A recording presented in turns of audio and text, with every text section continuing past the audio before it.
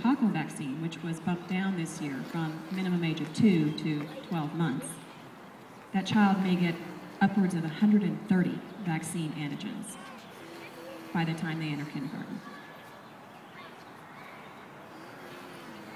In 1991, the American Council on Immunization Practices recommended a 3-vaccine series for hepatitis B, beginning within 48 hours of birth. Now it's like 12 hours of birth, and try to leave the hospital without getting it. It's almost impossible. There are stories of parents whose children were vaccinated and they didn't know until afterwards. There are stories of parents whose physicians blocked the door and wouldn't let them out of the hospital and threatened to call CPS if the children were not vaccinated before they left the hospital. There are a lot of issues, as I said, there are a lot of issues with the childhood vaccine schedule. What I really want to focus on today is the mandatory vaccinating of infants for a sexually transmitted disease. In order to do an accurate risk perception of hepatitis B, we need to know what the risks are for this disease. Hepatitis B is a sexually transmitted disease. It is spread the same way as HIV/AIDS and hepatitis C. Infants are not engaging in those risk behaviors. They're not having sex, and they're not using injection drugs. So they are not at risk for hepatitis B. Infants who are born to hepatitis B positive mothers are at risk for transmission of the disease. But mothers in the United States are screened for hepatitis B. So they know whether or not you're positive, and they know whether or not your child is at risk.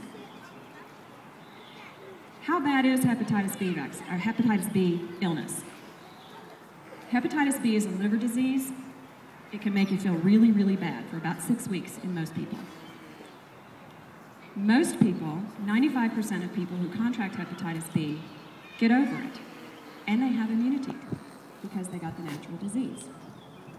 5% of people who contract hepatitis B become what's known as chronic carriers. Of those 5% will go on to die from liver problems later in life, many decades later in life. In 1996, the CDC announced that there were 10,637 cases of hepatitis B in the United States. So what we want to know is, since our children are the ones who are being vaccinated, what is the number for children? In 1996, there were 279 children in the United States under the age of 14 years who were diagnosed with hepatitis B. Using that 279 number, 5% of that 279 will go on to become chronic carriers. 5% of that number will go on to die later in life from liver disease, many decades later. When you work that out over the 20-year period of the mandatory hepatitis B vaccine in infants from 1991 to 2011, the number of deaths among children in the U.S. from hepatitis B works out to 11.5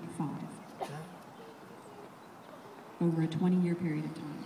Less than 2 per year. That's how you do a risk assessment of the disease.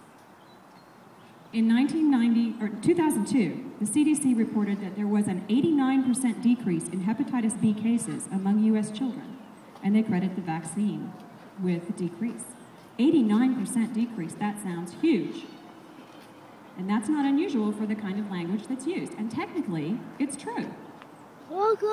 What they put in the small print, okay, is that in 1990, the cases among children under the age of 14, or under the age of 19, excuse me, were 3.03 per 100,000 children.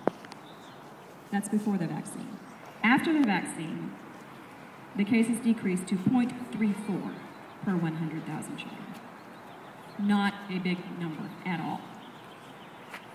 Interestingly enough, if you look at the graphs from the CDC, during the same period of time, hepatitis C also decreased. And the graphs look very, very similar. But there is no vaccine for hepatitis C. It's spread the same way, though. This suggests that the decreases that the CDC is claiming are due to the vaccine are actually from changes in risk behavior, from awareness among people who are practicing risky sexual and drug behaviors.